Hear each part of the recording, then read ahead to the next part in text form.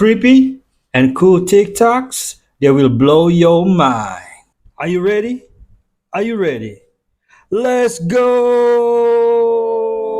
Disclaimer: this video is for entertainment purposes only. Please do your own research, as these clips haven't been fact-checked. From a distance, it looks as though a massive snake is lying still within the crevices of the rock. The formation of the cave's layers is so peculiar that it perfectly resembles the scales and body of a giant serpent. It seems as if the snake's scales have been carved into the cave's stone over centuries. Local people believe that this cave was once home to a giant Naga, who was turned to stone hundreds of years ago by some unknown curse. So, Naga Cave is not just a cave, it is a mysterious meeting point of nature and folklore, where every stone is perhaps a silent witness to an ancient story. Naga means dragon in Indonesia. Hi, for one, how does this work? Is everything unlimited? Yes. Is this really the fanciest buffet in the world? I suppose it is. Let's get some lobster, fancy cheese, and ratatouille. What is going on here? What can I eat that's worth the $100 I paid to get in here? Some crab legs, please. An oyster and sliced ham. What else do they have here? Can I have this fish? What are you? Can I get some fancy steak? Thank you. Can I get some fancy duck? You better And a eat it fancy all, banana? man. Thank you. This place is so fancy. Let's grab a plate. Chocolate pudding, apple pie, orange macaroon, lemon cake, cream pastry, tart cake, eclair, opera cake, a meringue, raspberry pie, fruit cup, strawberry tart, tart cake, Riz caramel, mini bun. Well, this buffet was $100. Last but not least, of course, the fanciest buffet has its own ice cream parlor. Can I get some lemon ice cream, some choquettes, and grapes for the amazing chocolate fountain? They even have the world's largest fork. Only $100 for all that? What if one of history's most infamous men, Adolf Hitler, carried a secret written in his very DNA? In 1945, Allied troops picked through the ruins of Hitler's bunker, where one soldier pocketed a strange souvenir, a blood-stained piece of cloth off the dictator's sofa. 80 years later, that grisly memento has allowed scientists to do something extraordinary. They have sequenced Hitler's DNA. A new Channel 4 documentary, Hitler's DNA, Blueprint of a Dictator, reveals that the Nazi leader likely suffered from a rare genetic condition, Kallmann syndrome. It's a disorder that halts normal puberty and prevents the full development of sexual organs. In other words, scientists now believe Hitler may have been sexually underdeveloped, having an undescended testicle and potentially possessing what's medically known as a micropenis. Most likely propaganda, if we're being honest. Do you know that the most powerful church in history, the Catholic Church, was not born out of faith at all? Sadly, even today, many still believe it began from devotion. But according to historical records, the truth looks far more like a carefully crafted political experiment. At that time, the Roman Empire was falling apart.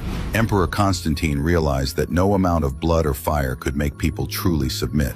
So he changed his strategy. Instead of crushing faith, he decided to control it. In 313 AD, he legalized Christianity. It seemed merciful, but it was a move of pure calculation. 2 years later, the Council of Nicaea was held, where Constantine himself intervened, erasing the Gospels that didn't serve his political goals and reshaping what would be called the true God. From that day on, religion became the empire's second hand. Ancient temples were turned into churches. Pagan festivals were given holy names, and even the date of Christmas came from the festival of the sun god. Faith became the language of power. Forgiveness had a price. Salvation became a transaction. Kings wore crowns by the church's blessing, and the church ruled the world through belief. And now, here's the real question. What do you truly believe in? The truth or the version written by power? Leave your thoughts in the comments and share this video so more people can see the truth. The way to the truth is Jesus Christ alone. Whoa, look at him just sitting there. Oh my gosh. He sees it. Oh, he's mad. Okay, yeah, we're backing up. So there are 33 blocks that you have and need to get, we'll call it cleared, if you want to become successful. When these are cleared, it almost doesn't matter what you do because energetically you become virtually a success magnet. I got these cleared early on in my life. It frustrated people when I would do something and it would just work. They would get involved in a business for 2, 3, 4, 5 years, and it would fail, and it would not work. And I would come in, a perfect example. My friend David Bertrand and Jana Mitchum, they owned a company called Nutrition for Life International. It was publicly traded. They ran that company, sold nutritional supplements and homeopathic remedies for 10 years. And they were doing about 10 million a year in sales, which is not bad. Not bad. But it was doing 10 million a year in sales for 10 years. You know, they took it over and they couldn't increase sales. So for 10 years, this company just had no increase in business. So I came in and I said, all right, give me some equity in the company and let me see what I can do. They gave me a big chunk of equity, stocks, was called warrants, where I would get 18% of the company. The stock was selling for 50 cents. Less than 2 years later, the company had done 200 million in business. The stock went to $35.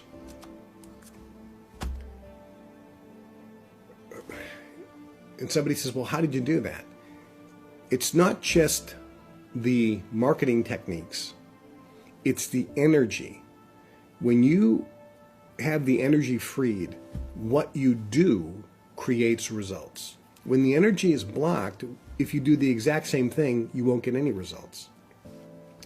So there are 33 things that have to be released for you in order to make money if you're stuck making money. Most people think of NASA as the agency that sends rockets into the sky. But few remember that in its early days, NASA studied the oceans too. And then, almost without explanation, their focus shifted entirely to space. According to a popular conspiracy theory, NASA didn't just lose interest. They found something, deep below the surface. Something they couldn't classify, couldn't explain, and maybe couldn't control. The story goes that whatever they encountered convinced them Earth's oceans weren't just unexplored.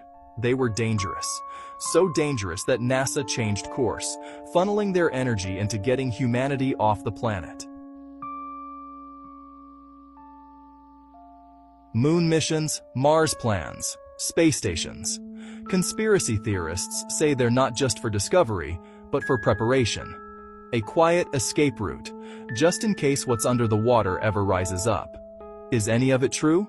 Probably not. But when a space agency suddenly stops looking down and starts looking up, it makes you wonder what they saw in the dark. St. Thomas Church, 1911, 1913. Are they lying already? Make it make sense. Who is that? What does it have to do with church? Thou art the King of Glory, de Christ. All right. That took a little longer than I wanted. Make it make sense. Look at this thing. 2 years to build. Kentucky limestone. I'm doubting Thomas, that St. Thomas was built in 2 years, and when they said it was. Look at this intricate detail. On top of this behemoth. Let's get into it, St. Thomas. Make it make sense. Make it make sense. Look at this thing. Look at this thing.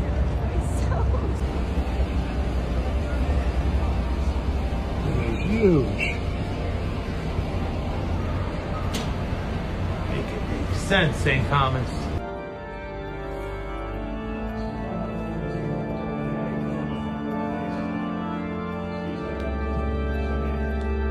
Magnificent.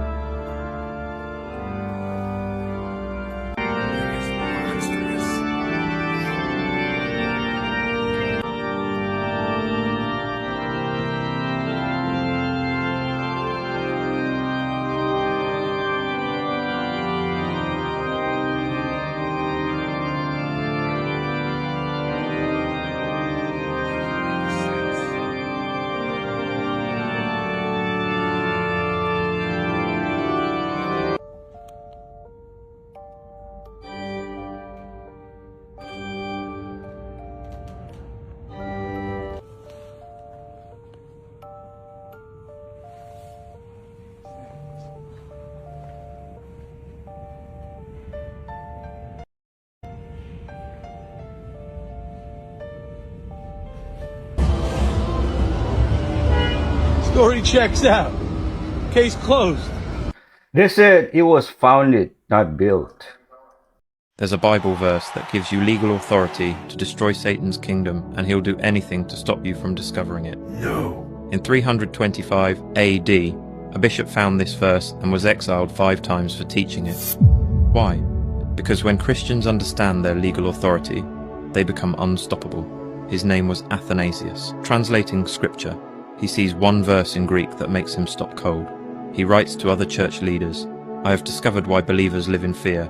This verse is not a promise, it's a legal authorization to trample darkness." Other bishops accused him of being too aggressive, too militant. He refused to back down, exiled 5 times, 17 years in hiding. On his deathbed, someone asked, "Was it worth it?" He smiled. "I taught slaves they were generals. Victims they were victors. The hunted they were hunters." Yes. So what did he see? The verse is Luke 10:19. "I have given you authority to trample on snakes and scorpions and to overcome all the power of the enemy. Nothing will harm you." You've read it before, but you read it in English. Athanasius read it in Greek. In Greek, this isn't a blessing. It's a legal transfer of jurisdiction. Every single word is a Roman legal term used when Caesar delegated authority to governors. Watch what happens when you see what Jesus actually said. Past tense, not future. Have given. The transfer already happened the moment you became his. Done. Completed. Authority delegated. This is the Roman legal term. When Caesar gave a governor exousia, it meant, "Your word is my law. Your commands carry my backing." When you speak, it's as if I'm speaking. A Roman governor could pass laws, execute judgment, command armies. Why? He had Caesar's authority delegated to him.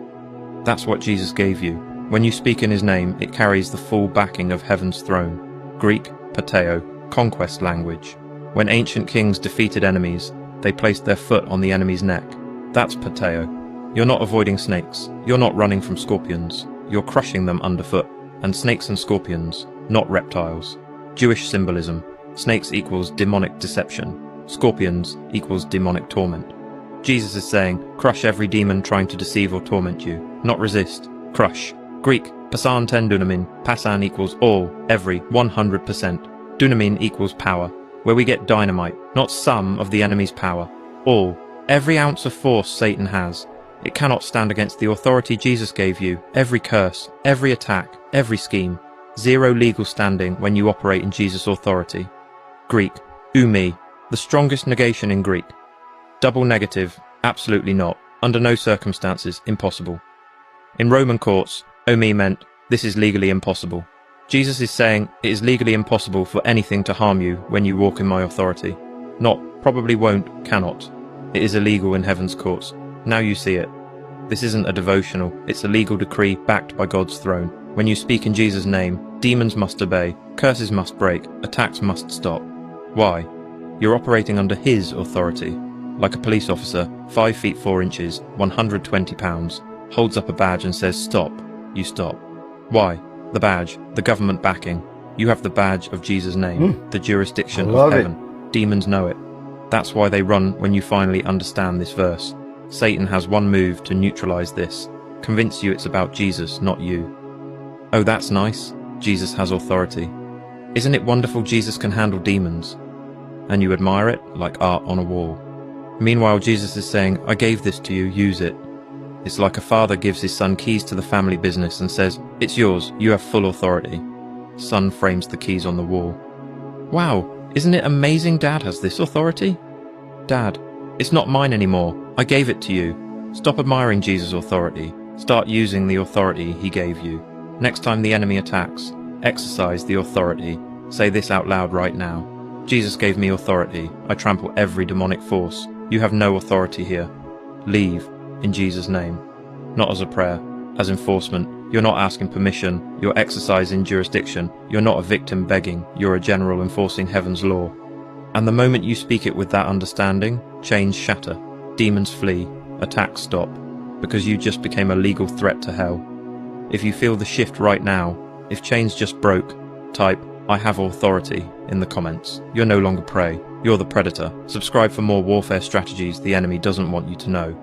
Luke 10:19. Remember that, folks. I have authority Lies a can of Budweiser beer sitting on that desk. Sure enough, it would appear on that desk, and the guy could drink it, it didn't poison him. But one of the weirdest things they noticed is that he could determine what time he wanted the thing to materialize. He might concentrate at 3 o'clock in the afternoon. The can of beer might appear 8 o'clock in the morning to 8 o'clock at night. By 1981, we had a working time portal. Which leads us to August 5th, 1983, where orders were given to turn on the Montauk chair with Duncan in it and just leave it on, running continuously. And they just wanted to see what, if anything, would happen. So researchers, they followed the orders. Nothing out of the ordinary occurred. That is until 7 days later on August 12th, when a time portal opened up, and at the other end of this portal, they could see the actual USS Eldridge, the ship used 40 years prior during the Philadelphia experiment. And on the ship, they actually saw a second version of Duncan Edwards, the psychic they were using to avoid any time paradoxes. They actually had to hide the present day version of Duncan from visible sight. And here's what Preston Nichols said recalling this event. Things got so out of control, the contingency program was activated by someone approaching Duncan while he was in the chair and simply whispering the command, "The time is now." At this moment, Duncan let loose a monster from his subconscious, and the transmitter actually portrayed a hairy monster in real life. It was big, hairy, hungry, and nasty. It would eat anything it could find, and it smashed everything in sight. And the only way to get rid of the beast was to try to figure out how to cut the power to the chair. That way the chair would be turned off and hopefully this monster would disappear. So what they had to do was they had to go and cut the power line to the entire base, and when they finally got the power off, the monster and the madness seemingly stopped right then and there. After this incident, the project was terminated and all the researchers were debriefed, and using MK Ultra tactics, a lot of their memories of this incident and the entire project itself were wiped. The whistleblowers who have come forward today, they're coming forward because certain things that they happen to see or experience reminds them of their time there, and then memories start flooding back to them. But the story doesn't end there. 3 years after this incident occurred, someone went back and started snapping photos of the abandoned base. And in 1986, this photo right here was snapped. The person who snapped this photo claims that when they snapped it, that beast was definitely not there. As you can see, the monster created out of thought, the children being trained up as sidekicks, opening up portals to alternate dimensions. These are all running themes baked into the show Stranger Things. And what's funny is the original working title of the show before it was released to the public was actually Montauk. But if you thought this story was mind-bending, just wait until you see this one right here, about a 9,000-year-old stone with a flying saucer carved into it.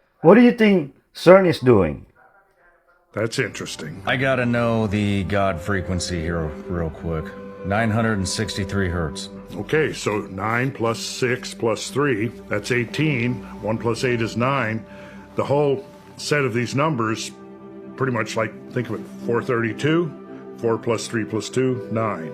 7920, 7 plus 9 plus 2, 18. 1 plus 8 is 9. Interesting. Yeah. The octave of C vibrates at 528 cycles per second. G vibrates at 396 cycles per second. So there's G and there's C. I said that the original circular church was 39.6 feet. 369. 396. Well, those numbers just keep intermingling. Yeah, the 39.6 times 10, you have 396, which is the vibrational rate in cycles per second of G. C is 528. Add a zero onto that, now you got the number of feet in a mile. Now, where's the origin of the mile? I've looked it up. I've tried to find it. Nope, I can't find anything. It's just apparently very, very old. What about 528? That's not 9? That has put them into an enslavement to this very day. And so the Boule Secret Society actually goes back nearly 5,000 years during Greek antiquity, even going up to the time of Aristotle, Plato, and Socrates. So the term Boule is a Greek Hellenistic term, meaning they are the advisors to the king. They protect the crab barrel system. They're not the masters of the crab barrel, but they are the Boules, the foremans of the crab barrel. So the term Boule simply means they are the guardians, the gatekeepers of the Greek parliament. Again, this is going back nearly 5,000 years. And so the Greek Hellenistic Society and later the Roman Empire had chosen unique men and women out of a nation that we call Africa today. And a lot of people don't know this, but as a quick side note, The term Africa is not the name of the original continent. What's It is originally? not. The name of the original continent, the mother continent, is called Alkebulan, right? Capital Alkebelun, Alkebulan. It means, it's a Coptic word meaning the Garden of Eden. So Alkebulan was changed by a 5-star Roman general by the name of Leo Scipio Africanus, who during the Second Punic War in 202 BC defeated Hannibal in Carthage, which is present-day Libya and Tanzania, and changed the name of the continent from Alkebulan, which is actually a Coptic term meaning the Garden of Eden, to Africanus, which is Africa today. We were finally able to access the chambers under Devil's Tower, and you're not going to believe what we found inside them. As I mentioned last week, we shot photon protein fiber beams with the AI LiDAR at the base of it and found these chambers with that passageway and the door. We were waiting on permits, and we finally got them from the U.S. governors, and we dug down, found the door, and then we had to crawl through this narrow passageway. I was with Dr. Remy Demi. His camelback kept getting caught. King Solomon didn't build the temple with thousands of workers over 7 years. He commanded 72 demons by name to cut the stones, carry the materials, and construct God's house in complete silence using a magical worm that could split rock. At least that's what the ancient texts claim. Now, this is one of the most controversial legends in Western esotericism, and the texts describing it directly contradict the biblical account. Yet people have believed both versions for thousands of years. So the biblical book of 1 King says Solomon conscripted 30,000 workers from Israel, plus 70,000 laborers and 80,000 stonecutters. It took 7 years of human effort. No magic, no demons, just magic, human organization, and skill. And this is the Orthodox version that Jews and Christians accept as historical. But then, there are the other texts. The Testament of Solomon, written somewhere between the 1st and 5th centuries CE, tells a completely different story. It describes how Solomon received a magic ring from the archangel Michael. The ring was engraved with a seal, a pentagram or a hexagram depending on the version, and it gave Solomon absolute authority over demons and spirits. Now, when he spoke a demon's true name while wearing the ring, that demon had no choice but to obey. And according to the Testament, Solomon used this ring to bind the demon Orneus, who had been tormenting a worker's son by stealing his wages and sucking out his life force. Solomon commanded Orneus to submit and then forced him to bring Beelzebul, the prince of demons. One by one, Solomon summoned all 72 demons of the Goetic hierarchy and interrogated each one about their powers and weaknesses and then forced them to labor on the temple. Now, each demon had a specific role. Asmodeus, the demon of lust and wrath, was bound with chains and forced to cut stones using his supernatural strength. Orneus shaped gold and precious metals for the temple's decorations. Beelzebul supervised the other demons as foremen. Now, the Testament describes Solomon literally enslaving the entire demonic hierarchy to build God's dwelling place, using evil to construct holiness. But here's the detail that makes it legendary. Jewish Talmudic texts mention the shamir, a magical worm or substance that could cut through stone without making a sound. This part actually connects to the biblical account, because 1 King specifically says that the temple was built with stone prepared at the quarry so that neither hammer nor axe nor any iron tool was heard in the house while it was being built. No metal tools allowed in the sacred space. It would profane it. So how do you cut massive stone blocks without tools? The rabbis always said, the shamir. Now, according to the Talmud and later the Testament of Solomon, this creature or force existed since creation, and it could cut the hardest stone with a glance or touch, and Solomon obtained it through supernatural means. Some versions say the shamir was a worm kept in a lead box wrapped in wool. Others say it was a green stone with etching properties. Now, this is where the biblical text and the magical text actually overlap. Both agree that no metal was used, but they disagree on why and how. Now, why people would believe the demonic version over the Bible? Several reasons. First, the Testament of Solomon was incredibly popular in early Christianity and circulated widely, even though it never made it into the biblical canon. Early Christians read it as explaining how Solomon gained his legendary wisdom and wealth with supernatural aid from commanding spirits. Second, it explains things that the Bible leaves mysterious, like how stones were cut without tools or how Solomon became so impossibly wise and rich. Third, it gives a framework for magic. If Solomon could do it with God's permission via Michael's ring, maybe righteous magicians could too. The medieval grimoire called the Lesser Key of Solomon, or Goetia, catalogs all 72 demons with their seals, powers, and the exact words needed to summon and bind them. And you can actually go buy this book. Now, the text claims that this is Solomon's original knowledge, how he commanded spirits to build the temple, create his wealth, and give him supernatural wisdom. Each demon has a specific rank, legions of lesser spirits under their command, and has abilities ranging from finding hidden treasure, to teaching languages, to causing love, or of course destruction.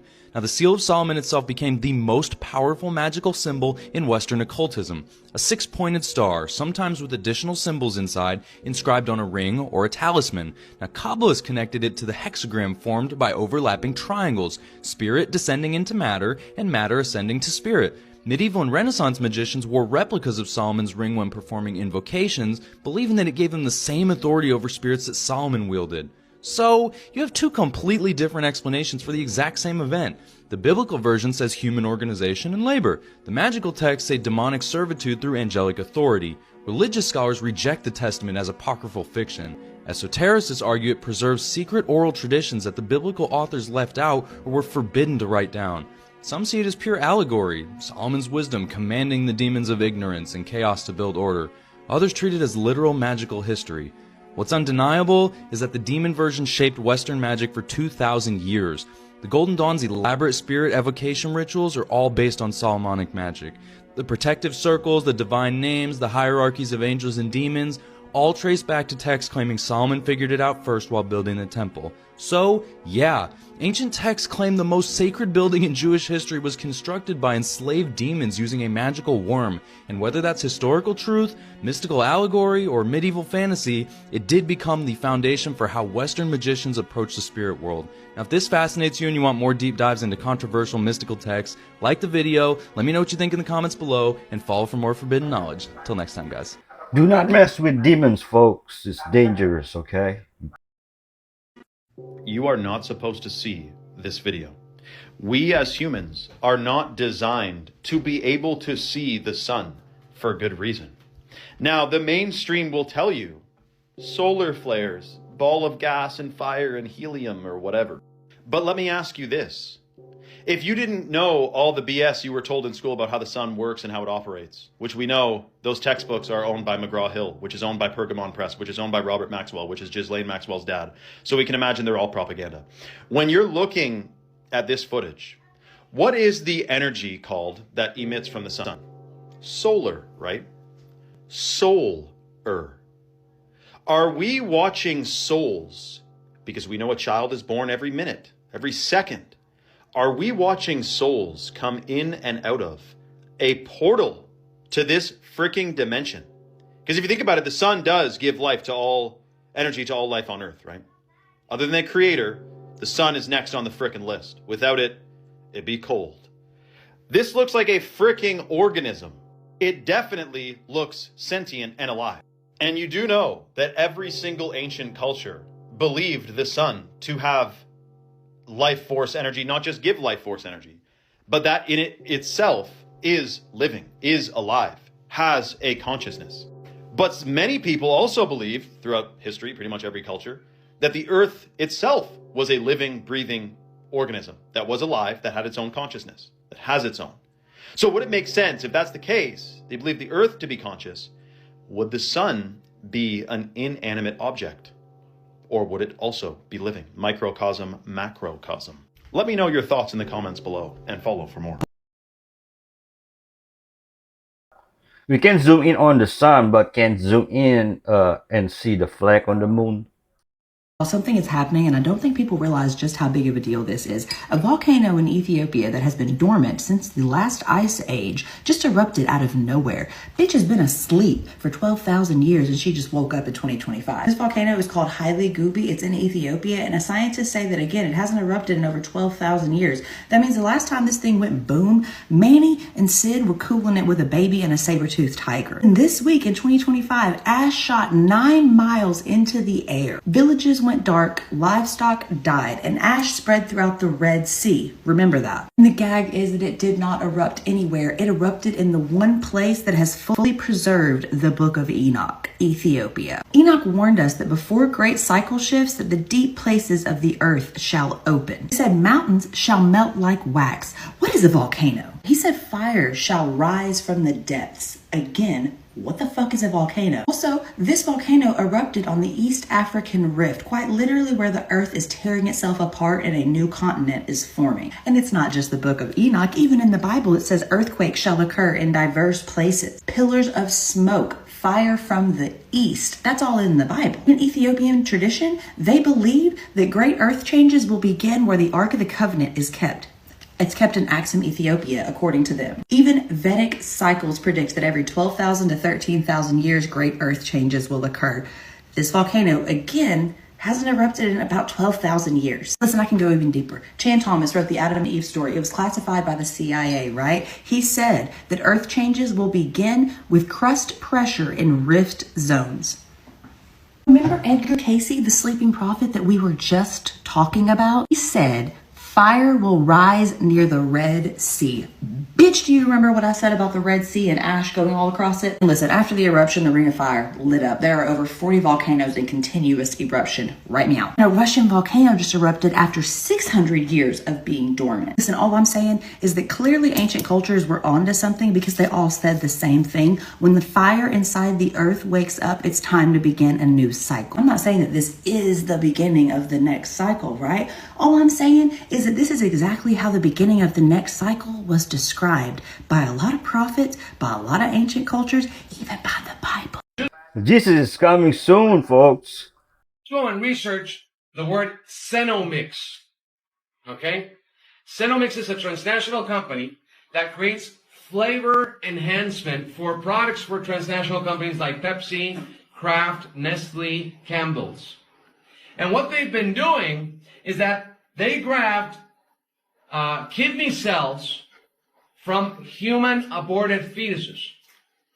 So they grab these kidney cell lines, las células sanguíneas de los riñones de bebés abortados, and in laboratory they replicate these cells and they put them in all your products. Lo ponen los productos.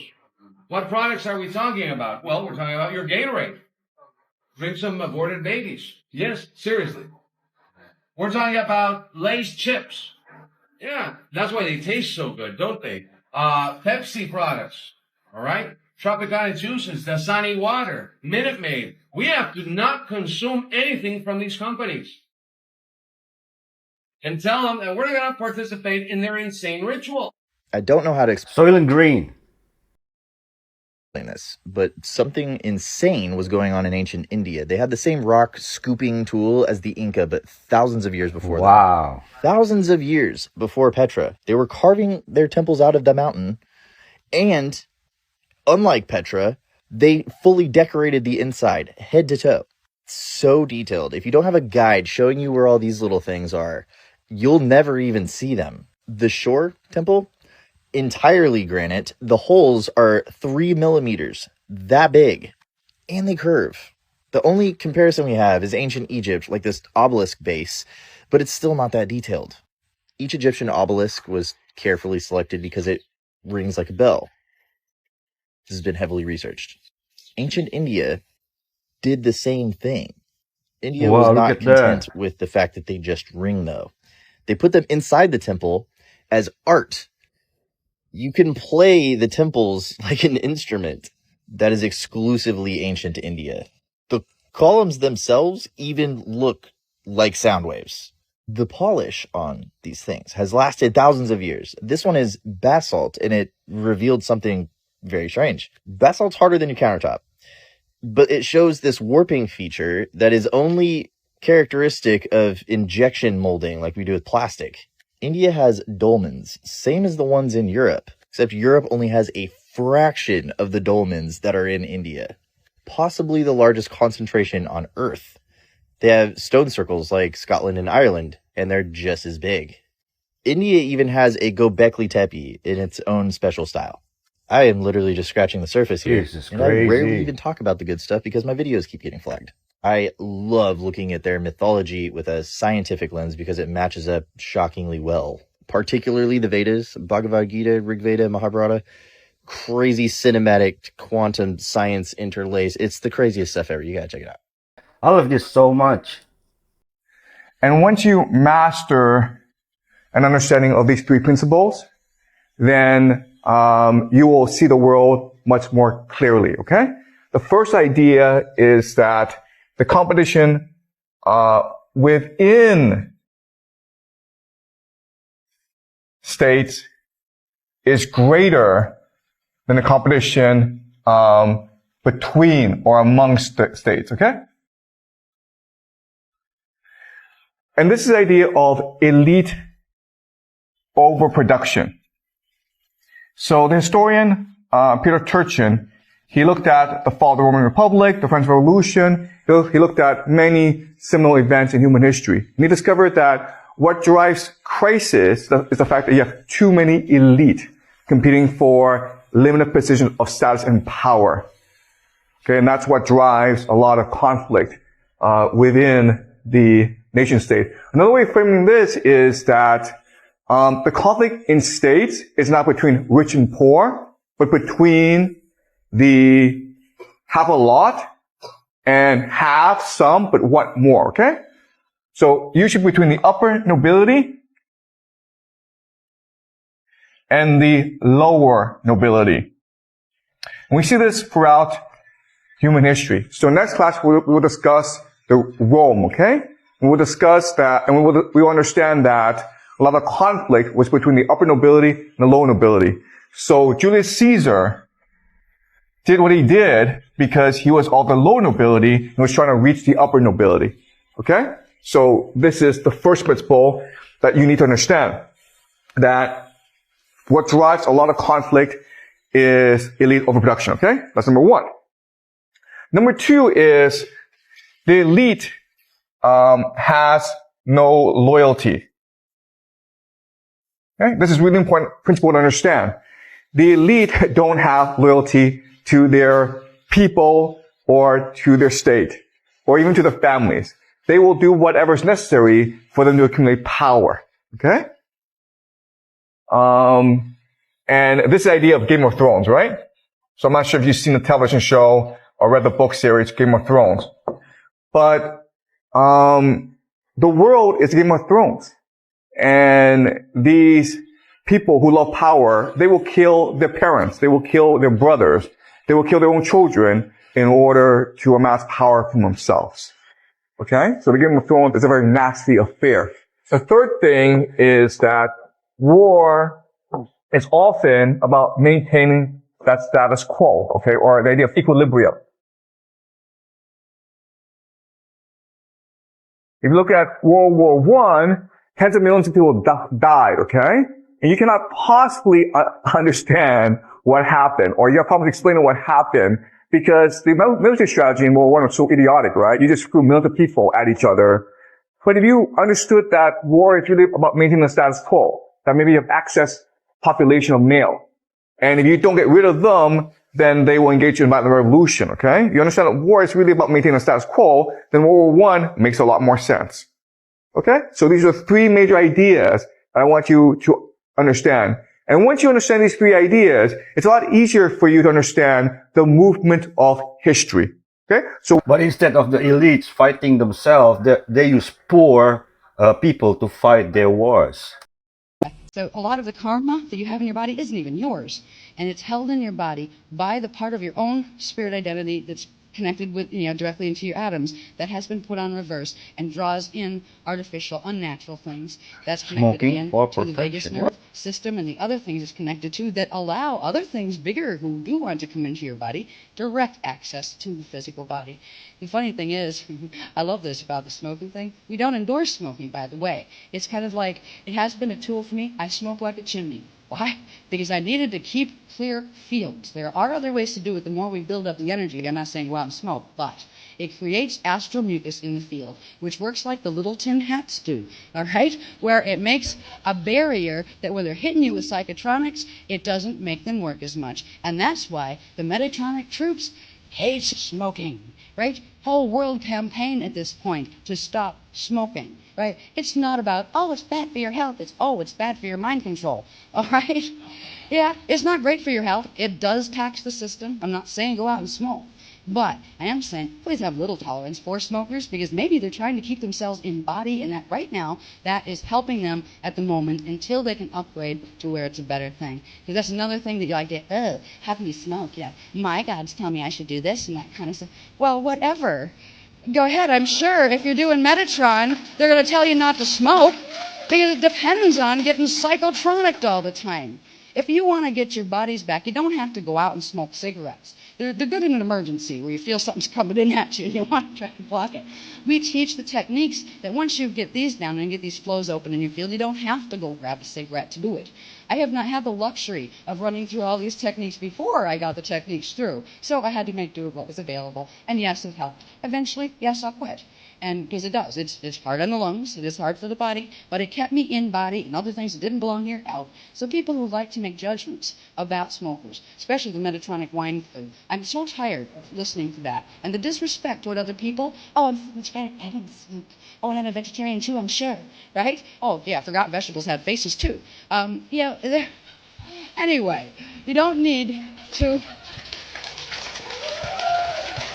Sorry about that. And believe me, I'm not endorsing smoking. It's a miserable habit. You cough a lot and that kind of stuff. So the techniques are better for you than cigarettes, but at least you have them, to work with. Where when I started, I didn't, and now I've never had time to sit down and work with myself personally, because I'm always doing mad dash to the workshop and getting the next level transmission done for the next workshop and stuff. Well, one of these days, I will be able to sit down and with the techniques enough where I can quit smoking too, which I'd like to do, because I'll get my singing voice back, right? So. The elite will never accept you, no matter what you do. And here's proof. In a previous video, I talked about French sociologist Pierre Bourdieu's concept of taste being a weapon used in social and class warfare. And on that video, I got a few comments saying something along the lines that social media is going to be an equalizer when it comes to the taste of the elite. And while I see this happening currently as well, I wouldn't go as far to say that social media has the power to close that gap, for two reasons. First, the codes will always be shifting. One example of this is with luxury logos. In the 80s and 90s, conspicuous logos were the height of luxury signaling. But then mass accessibility happened. Counterfeits flooded the market, middle-class people started buying entry-level logo pieces, and suddenly, logos became déclassé. So what did the elite do? They pivoted to quiet luxury, like your Loro Piana, the Row, Brunello Cucinelli. The code became, if you know, you know. And if you don't know, if you're still wearing logo belts, you've revealed yourself. Where the trap lies is by the time you've learned the new code, it's already begun shifting again. Bourdieu called this the cultural arbitrary, which is a topic that deserves its own video, so if you want to see that, be sure to like and follow. But broken down simply, it's the notion that there's nothing inherent about the hierarchies that exist in our society. Classical music is not objectively better than pop music. French cuisine is not objectively more sophisticated than soul food. And while these hierarchies are real and have real consequences, they're socially constructed in order to exert power. That's why when suddenly the middle class begin to adopt markers of the elite, the pendulum shifts because it benefits those in power to distance themselves from the middle class. The second reason kind of touches on Bourdieu's theory of habitus, which is the idea that your taste is internalized through your upbringing. Someone born into privilege learns taste without effort. They go to museums as a child, and not as a school field trip, but as a casual weekend outing. They travel to Europe not to see the sights, but to visit family friends in the countryside. And Bourdieu's devastating insight is that cultural capital has very little to do with knowing things, but to perform them with ease, that's where the magic lies. If you were to compare with someone who acquired the knowledge later on in life through effort, you'd see they've read the books, taken the wine courses. They know the same things, probably more things, but it shows. Bourdieu would say you can acquire the knowledge, but can you acquire the disposition? The ability to care and not care in the exact right measure. Can you perform indifference convincingly? For most people, no. Because the ease itself is a product of privilege. It requires never having to try. In a future video, I plan on answering the question if all of this even matters. So if you want to see that, be sure to like and follow and leave a comment below with your thoughts. Solution? Be yourself, accept yourself. There's a woman that lives in Paris and has exposed the dangers of living in buildings in Paris. She goes on to show how dangerous it is to get in and out of her apartment complex. This is crazy. If you have not seen the viral video, take a look at this. Watch.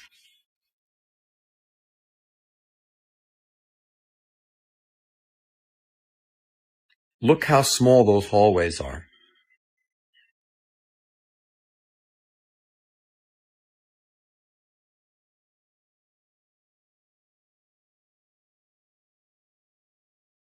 That's crazy. Look at the stairs.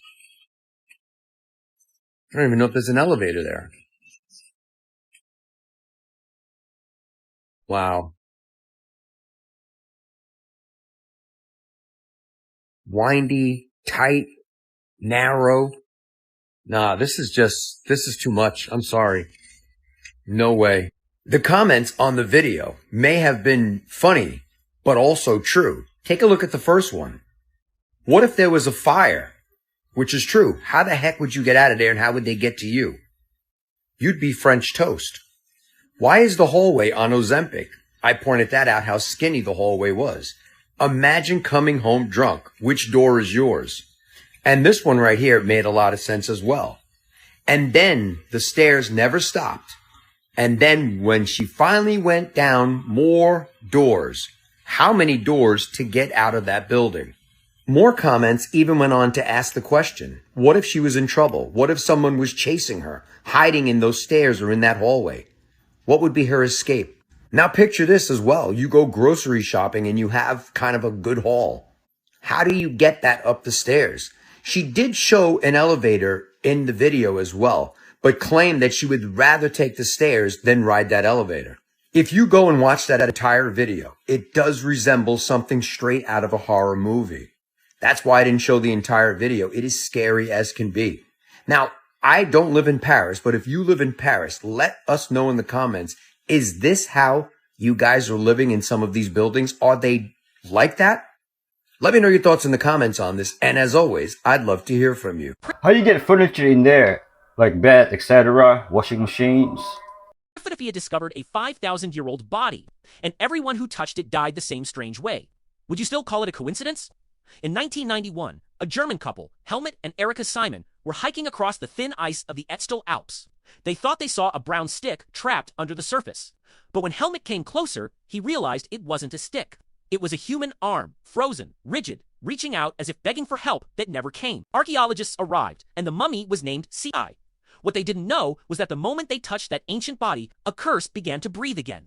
The first person to handle CI forensic expert Rainer Henn died in a car crash on his way to present the discovery. The mountain guide who helped lift the body, Kurt Fritz, was killed by an avalanche. Despite being famous for never entering danger zones, Keith then, one by one, more deaths followed, almost as if someone was checking names off a list. Renowned archaeologist Konrad Spindler died from a sudden degenerative illness. Documentary cameraman Rainer Holzel developed a fast-growing brain tumor. DNA analyst Tom Lloyd died before completing his groundbreaking research on Cece's blood. Everyone who touched, moved, or studied the mummy fell, one after another. But the most chilling case was Helmut Simon, the man who found TSI. In 2004, he went missing for 8 days. When rescuers found him, he was frozen stiff, hunched over in the snow, not far from the exact spot where he discovered CI years before. His body's position eerily resembled the mummy's own posture. And even worse, one of the rescuers, Dieter Warnick, died from sudden heart failure, just hours after Helmut's funeral, as if the curse had closed its final circle. Today, CEI is kept in a freezing chamber at -6 degrees Celsius, the same temperature as the moment he died. Museum staff swear they sometimes hear soft knocking from inside the glass, and motion sensors activate in the middle of the night, even though no one is there. So tell me, do you still think all those deaths were just coincidence? Or can a 5,300-year-old curse still be alive today? Do you believe in curses? Follow for more. It's gonna be a good movie.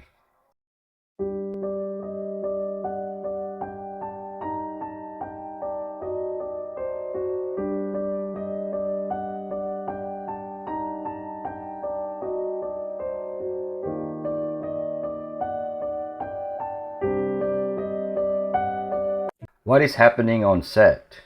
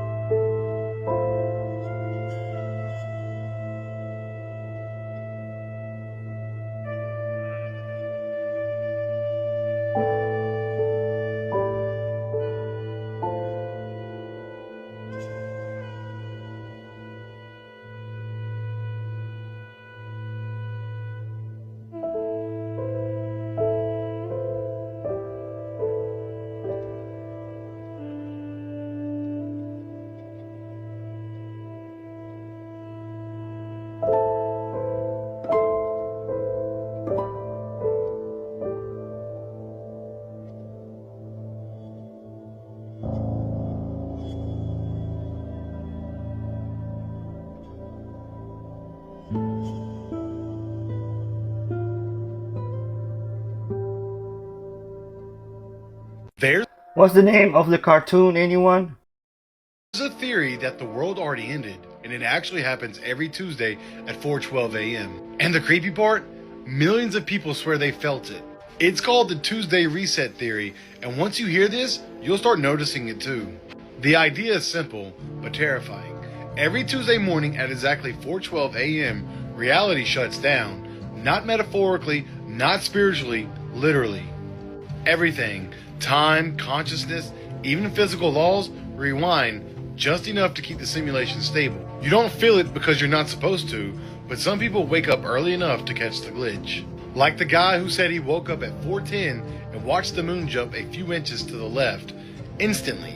Or the woman who said her entire house made a low humming sound right before everything went silent, like someone hit the mute button on the universe. And here's the weirdest part. People all over the world report the same thing on Tuesdays. Birds go quiet, clocks freeze for exactly 1 second, and the air feels thick, like it's holding its breath. Researchers who've looked into it noticed something even stranger. Global data spikes on Tuesday mornings. Servers reboot, security cameras glitch, GPS systems drift by a few feet. Nobody has an explanation, but it always happens around 4:12 a.m. So pretty much the world ends every Tuesday, but the simulation reloads us into the closest stable version of reality. That's why things fell off lately. That's why people remember different details. That's why nothing feels the same as it did a few years ago. Because technically, we're not in the same world we started in. As always, stay weird. But what time zone, though? What do we have here? We have Prophet Solomon. Prophet Solomon was very busy capturing demons. He was famous for it. He was capturing the demonic forces. He was using the demonic forces to build his temple. They were the soldiers of ignorance, very bad, very evil ones. He would capture them. Here is the trial of Baal. There's King Solomon. Here, look at these little demons here that are sitting by Solomon's throne. They're helping him out. They're at his feet.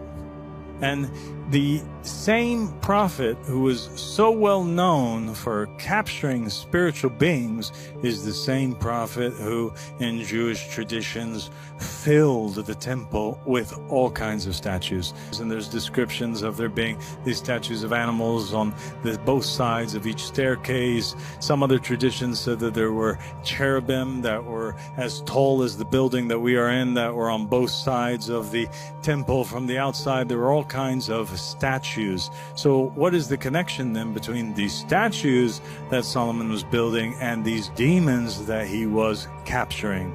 Was he perhaps ensouling some of them, placing some of these spiritual beings in these statues, making them the living place for them?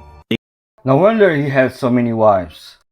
8 ancient inventions we still can't recreate you never knew. The last one will blow your mind. Number 1. Damascus steel was forged in the Middle East with a distinctive watered pattern and incredible sharpness, but the exact technique was lost, and modern attempts can't match its quality. Number 2. Greek fire was a Byzantine weapon that burned on water and couldn't be extinguished, but the recipe was kept so secret that it's completely lost to history. Number 3. Roman concrete used in ancient buildings like the Pantheon gets stronger over time, unlike modern concrete, which deteriorates but we can't replicate their exact formula. Number 4. Stradivarius violins from the 1600s have a unique sound quality that modern instruments can't match, despite advanced materials and manufacturing techniques available today. Number 5. The Antikythera mechanism was an ancient Greek computer that predicted astronomical events with incredible accuracy, but modern recreations can't achieve the same precision with period tools. Number 6. Mayan blue pigment has survived for over 1,000 years without fading, but scientists still don't fully understand how they created such a durable and vibrant color. Number 7. Wootz steel from India was the raw material for Damascus steel and had a unique crystalline structure that modern metallurgy cannot reproduce exactly. Before I say the last one, make sure to hit that follow button to support the channel. Number 8. The Library of Alexandria's cataloging system organized over 700,000 scrolls so efficiently that scholars could find any text quickly, but the organizational method was never recorded and is lost forever. But who exactly was Senenmut? Senenmut's rise is one of the most fascinating stories in ancient Egypt. He wasn't born into royalty. He came from a modest family in Armand. Yet, through talent, discipline, and brilliance, he climbed to the very top of the royal court. He held more than 20 official titles, including tutor of the king's daughter, steward of the palace, and chief architect of the queen. These weren't normal roles. These were positions of immense power and trust.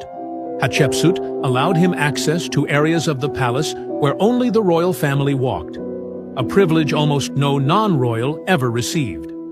Archaeology also reveals something unique. Senenmut built 2 tombs for himself.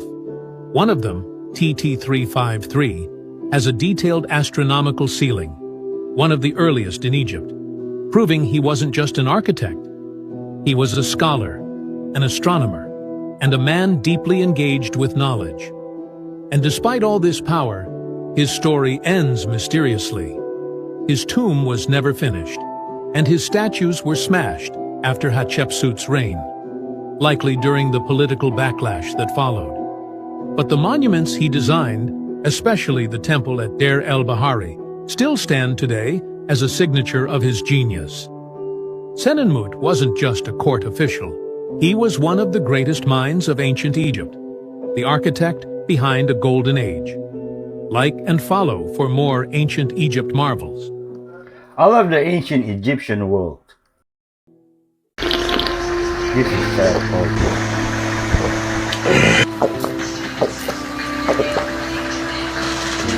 Got the 2 liters on deck. Who telling me what? Oh God, why you gotta do that to yourself?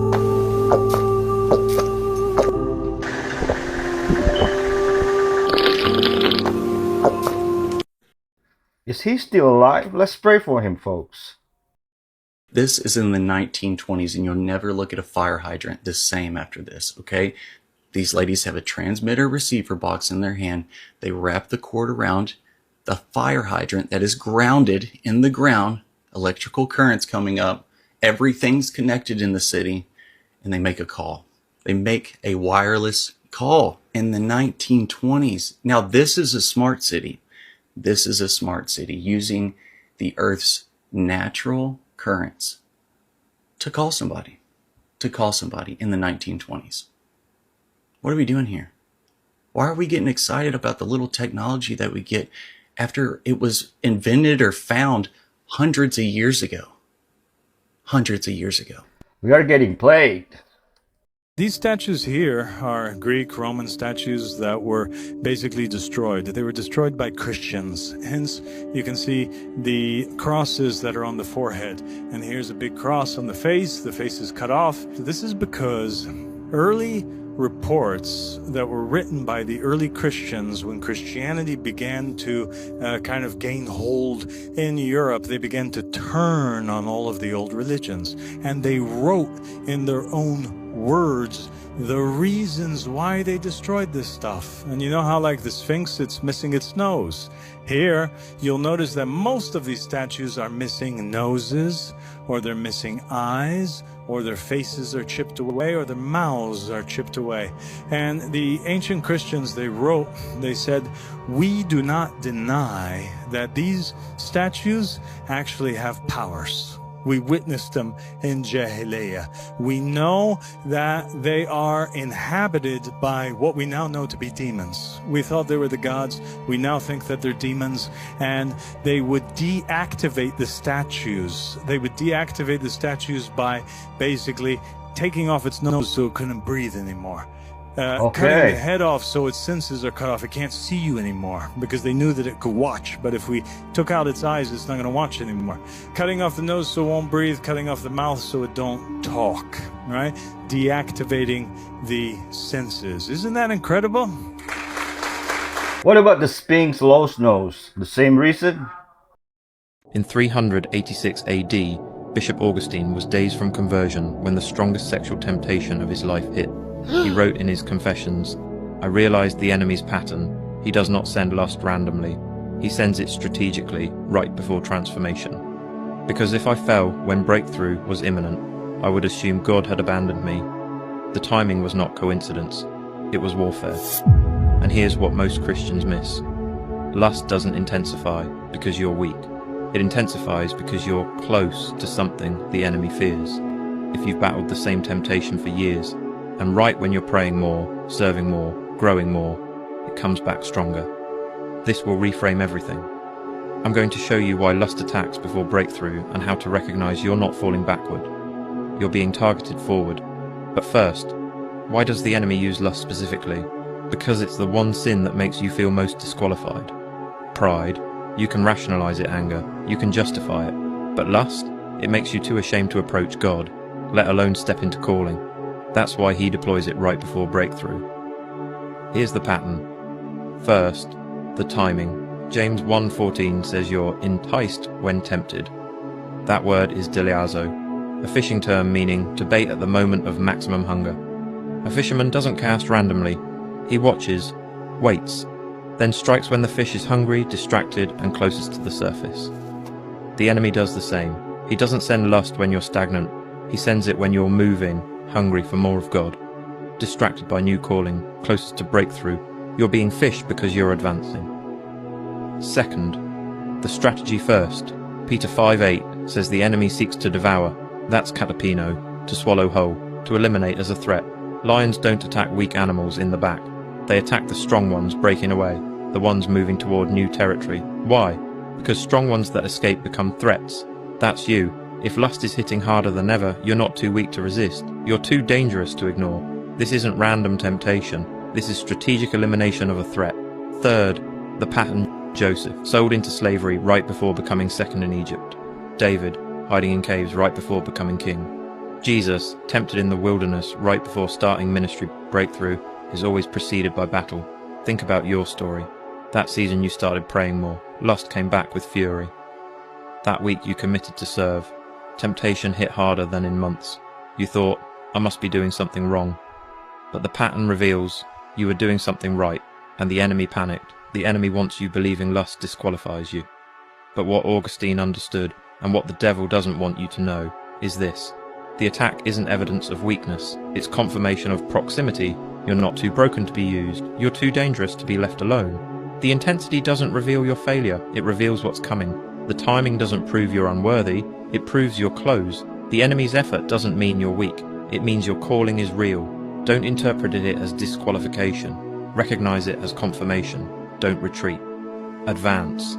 If the intensity of your battle just confirmed the nearness of your breakthrough, type, I'm advancing, in the comments, not for the algorithm, for your freedom, because when you declare it, the enemy's strategy collapses. This is the King's Ministries, we're taking back ground.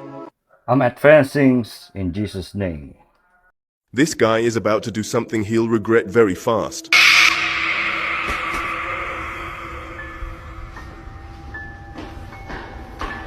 What the hell? What the fuck? The video was filmed inside a tunnel by a man who seems to be completely alone. At the beginning he looks calm, even amused by the situation, but very soon everything changes, because he decides to do something he really shouldn't. At one moment he pulls out an object. It's round and it looks like it's carved out of an animal skull, almost like the skull of a bird. He holds it in his hand and blows into it. The sound that comes out is terrifying. But the worst part is what happens after. Right after that sound, we hear a deep voice coming from the end of the tunnel.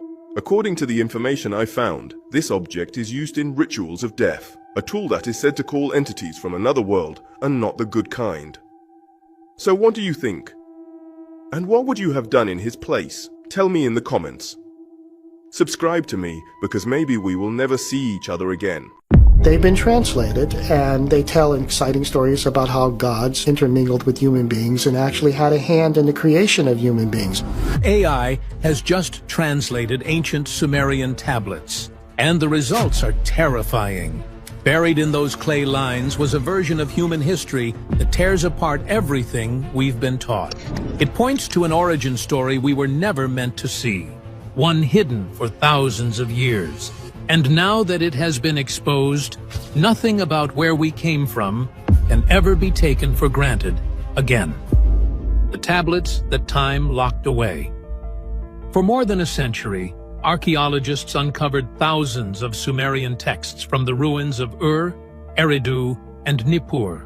Sumerian tablets are probably one of the oldest form of written record that we have. Many were broken into fragments, while others sat untouched in museum storage rooms, untranslated, mislabeled, or forgotten. Cuneiform, the world's oldest known writing system, was notoriously difficult to work with. Its symbols could shift in meaning depending on context, and many of its words had no modern equivalent. Even when the signs were legible, the grammar often made little sense. Generations of scholars spent entire careers translating only fragments, never managing to piece together a full picture. Because of this, the world never saw the story in its entirety. That changed in 2025. Machine learning models, trained on thousands of cuneiform inscriptions, were released to researchers. These models did more than translate signs. They identified missing symbols, predicted broken endings, and cross-referenced dialects from Akkadian, Babylonian, and Old Sumerian. Suddenly, tablets that had been silent for 4 millennia began to speak again, and what they revealed was nothing like what experts had expected. For years, these texts had been dismissed as poetic creation myths. But once AI restored and compared them, hidden details surfaced. The tablets contained records, detailed ones. They described labor systems, classifications of people, and procedures involving blood, clay, and purpose. Some tablets listed these details in repetitive sequences, while others told them in a narrative form. But across all of them, consistent patterns appeared. The first shock was the discovery of multiple origin stories. The tablets did not treat humanity as a single invention. They used different terms, each tied to a role or function. I'll stick to the God I know. Heavenly Father is my God. I had to see what was going on with this guy, and all of a sudden as soon as they created my account, guess what? The anonymous person that was putting all this stuff out stop putting it out. I was like, really?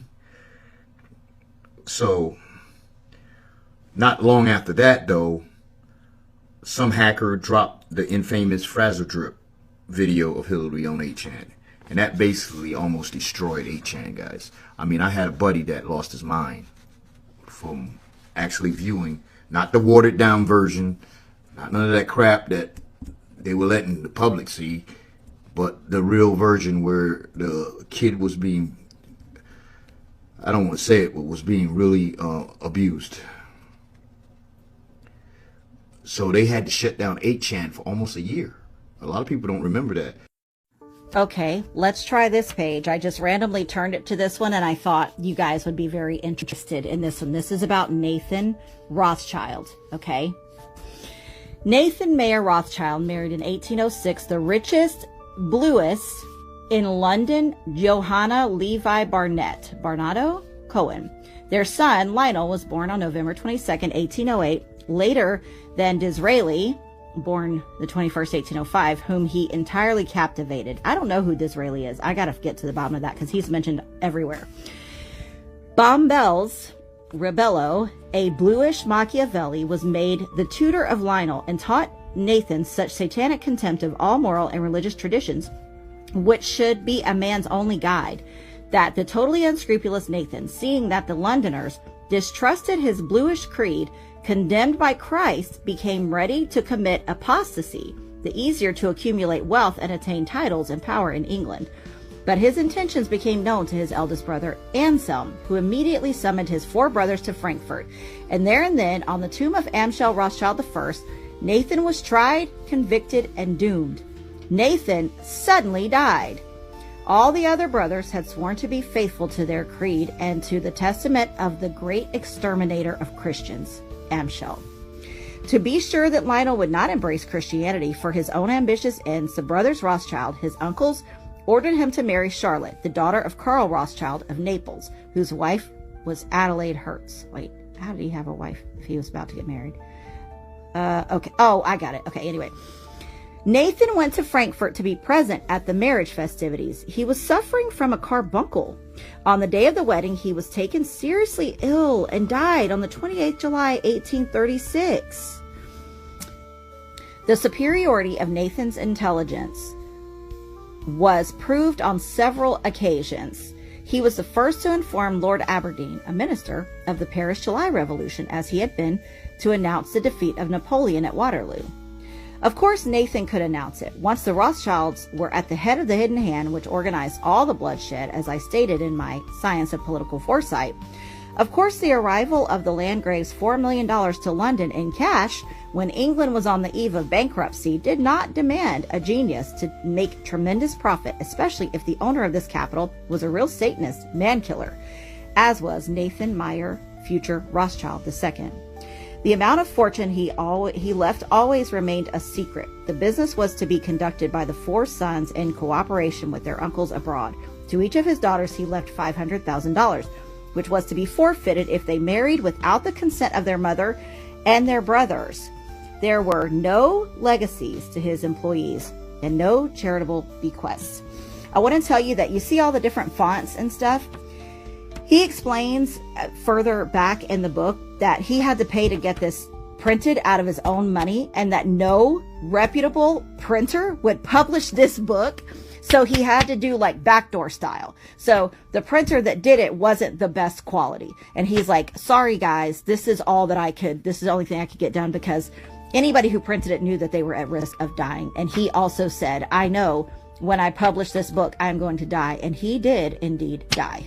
Does the book mention the ritualistic murders of the Romanovsky? Chanel number 5 is made from the sweat of whipped male Abyssinian cats. I kid you not, and this even produced protests some years ago, animal rights groups, about how we should not be perfuming ourselves with the sweat of whipped male Abyssinian cats. Suddenly, you've got a real puzzle. Along come synthetic perfumes, and the majority of them are made of synthetic versions of androgens. Perfume is made up of all sorts of breakdown products of male sweat. Isn't perfume supposed to like smell good to guys? We have a deep abiding puzzle here. And there is an answer for it. Okay, the vast majority of perfumes are not purchased by men. The vast majority are purchased by women. In other words, most of the marketing decisions about what to stick in your perfumes are being marketed for people who are going to decide if it's appealing or not, people who have lots of estrogen in their bloodstream rather than androgens. That is thought to be the explanation for how it is that most perfumes are derived from male pheromones. That's why it stinks. So are we not going to talk about what was released on Amazon Video today? Because me personally, I already watched it, and I'm going to tell you right now, it's pretty fucking crazy. I'm not going to spoil too much, but it features 34 US government insiders. Let's just say that they had a lot to say about an 80-year global cover-up, okay? But this isn't just any normal cover-up, but a cover-up of a non-human intelligent life. There's all of these files that are included in this documentary as well, and a secret war. Secret war among major nations, might I mention, to reverse engineer advanced technology of non-human origin, right? But this, though, is this not suspicious to anybody? But Monday on Capitol Hill, a handful of House members filed into a committee room to watch a new documentary featuring nearly 36 government officials and others discussing what they can disclose about unidentified aerial phenomena, long known as UFOs. So not only did House members have the privilege of seeing this documentary for We as the People did, but perhaps the biggest name in the age of disclosure is Secretary of State Marco Rubio. In the film, he cites, which I can confirm this, repeated instances of something operating in the airspace over restricted nuclear facilities, and it's not ours, and we don't know whose it is. Like I stated, I watched the entire documentary, and I can tell right now, I feel like I'm being fucked with. I feel like I'm awaiting an advanced version of what I thought Project Blue you-know-what was going to be. I mean, look at all the controversy that existed around those, in quotations, drones last year, right? Look at how the public reacted to it. I'm just saying, I think it's finally time to start thinking outside the box here, people. Did you know that Cain made the first covenant with the fallen angel Azazel? Him and Azazel, they made some deals, of course. He taught him all the secrets of building and making beautiful cities and big giant gates and welding, and you know, he was a metal worker. And he gave him all kinds of different talents, taught his children like Enoch. But see, of course, a part of this contract, Azazel took Cain's oldest daughter. And through this creation, they did have a child. The first Nephilim child was a female her name was Hag. And if you were to just Google research who Hag is, She is the mother of Grendel. You might have heard of it. It's called Beowulf. Yes, there is a movie about the fallen angel Nephilim who teaches or convinces Ben to have, and procreates with her and has all these different Nephilim children. Did you know that Alexander the Great had a sister that was a mermaid? And did you know that there was the water of immortality? The forbidden water of immortality is maybe one of the Greek legends and stories. That's one of the oldest stories in Macedonian history. So let me start by telling you the story of the quest for the forbidden water of immortality. Alexander the Great, Alessandro Magno, set out to find the water of life. That's the same legendary spring that was sought out by Gilgamesh. And later on, also by Heracles. It was said that even one drop could grant you immortality. Now Alexander had a half-sister, Thessaloniki.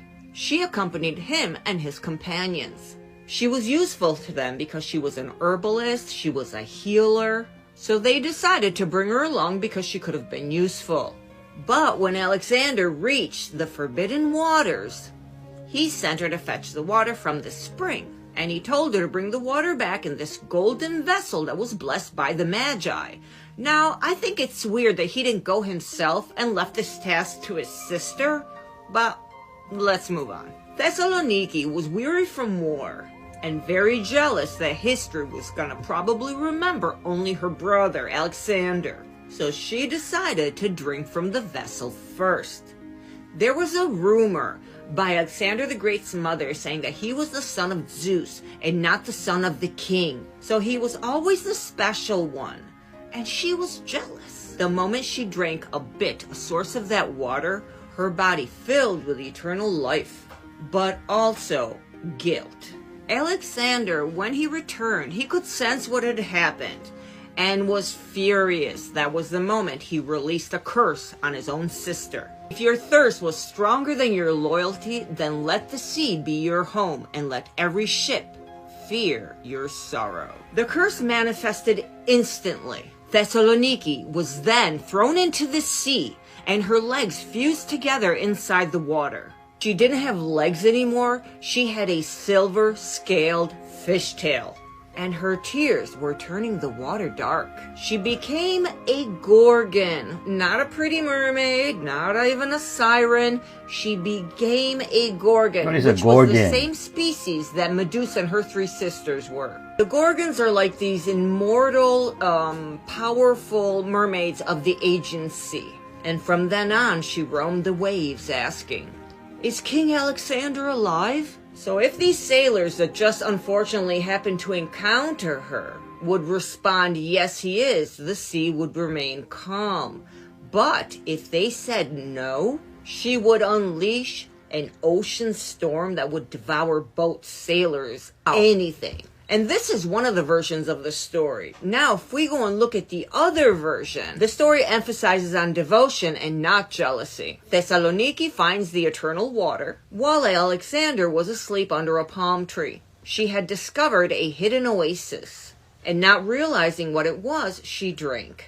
And in this story, when Alexander woke up, she told him about this beautiful oasis, about this discovery that she made. But when they returned together, the oasis had disappeared because it was said that it appeared only once every 1,000 years. So she was the only one that drank from it. And in this version of the story, when she realized that she doomed her brother to mortality, she was so overcome with grief that she threw herself into the sea. And the gods, moved by her loyalty, transformed her into an immortal creature so that she would never die of heartbreak.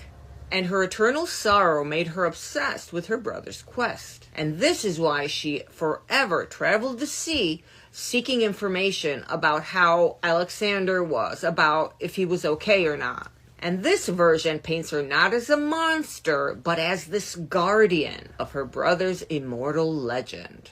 If they are immortal, are they still here? Oh, by the way, I believe this story 100%. No, 110%.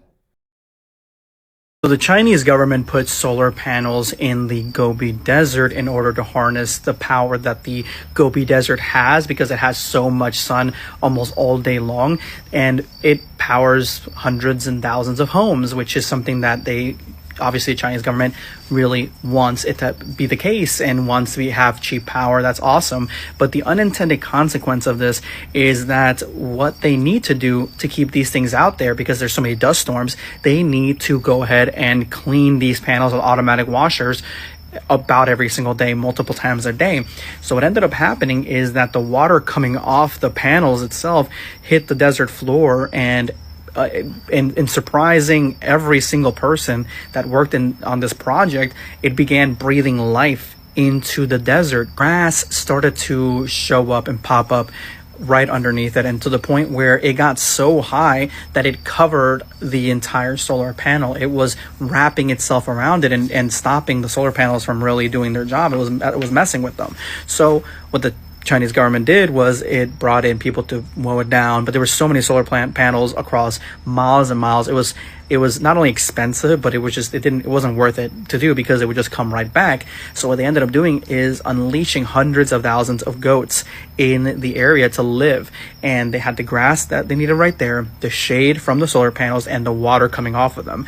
And this exploded the goat population to be something that it is right now. Basically, unintended consequence, they brought life to the Gobi Desert, and they brought back an ecosystem. Now ecologists from around the world are going to study this area and seeing if they can replicate the results in other places. So America has Arizona and Nevada. There's that girl right here. What is this? This is just a girl. She doesn't hurt herself, but listen to what they say. Just please. Hold on. I mean, we can make that happen. It's really simple. Just please, no.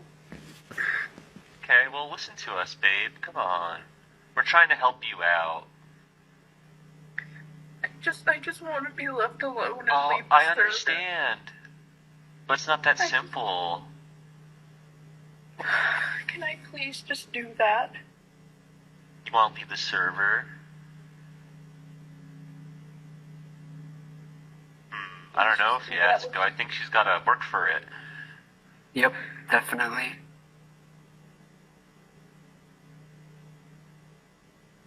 The fuck is that? Are you like dyslexic or something? Holy shit. I'm looking in the camera to do it. Dude, you're stupid.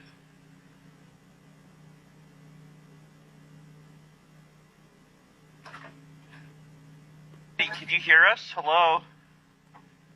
Yeah, I can hear you. Hey, what's up? Yeah, I'm 27 years old, by the way. I want your daughter to do stuff for me. Okay, that's fine. I'll report you to the police. Oh, I'm sure you will, fatty. Can you leave the room, though? I'm busy talking with your daughter. I just saw her tits. She's like 16, I'm 27. Oh my god. Make her lift up her shirt. I will be reporting you to the police. You think it would end here, right? Watch what happens. The girl's back. The dad gives her the computer back. What? Yeah, watch. Watch. See? She's back.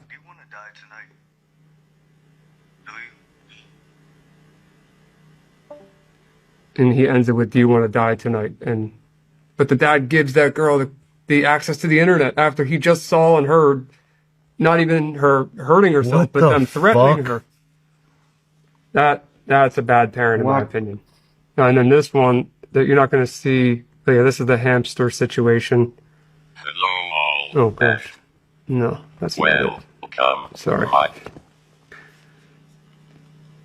Trying to find. Poor girl. This girl is just cutting her ponytail, but it's very sad. Get your hair. It's chopping time.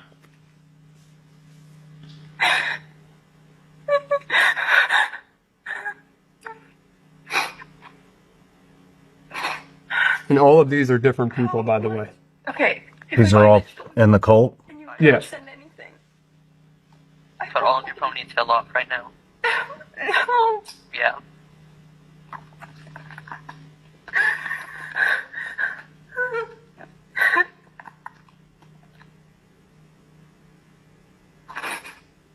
Can I cut this much? No. All of the ponytail. I'm not cutting the entire ponytail, dude. I will cut this much. Okay, let's press send. I'll press send, he said. Do you hear that? What does press send mean? Don't. Don't.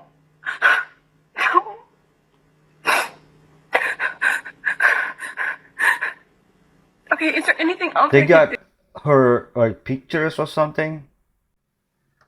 do? Like a fan sign or something? Oh man, I don't understand. Can the girl just close their computer and problem solve? Why are they listening to them giving them orders? Make it make sense. Who is that up there? Oh, we'll make up for it for taking the land, allegedly. We'll put you on top of this big building. Is that cool? Yeah, thanks. Appreciate it. Come on. Come on. What is that, Griffin in his hat? Make it make sense, DC. Make it make sense. How'd they do this in the 1800s? Explain it to me like I'm an idiot from Brooklyn that went to 4 different high schools and graduated early. Make it make sense. They got people in that entrance, because that makes sense. This guy fighting the fish on land. Oh, what he's doing. What is going on here? Who are these people? And why are they on the building? What does this represent? Oh, you should have went to school. Yeah, should have paid for it too. What's going on up here? What's going on up here? Yeah, that looks legit.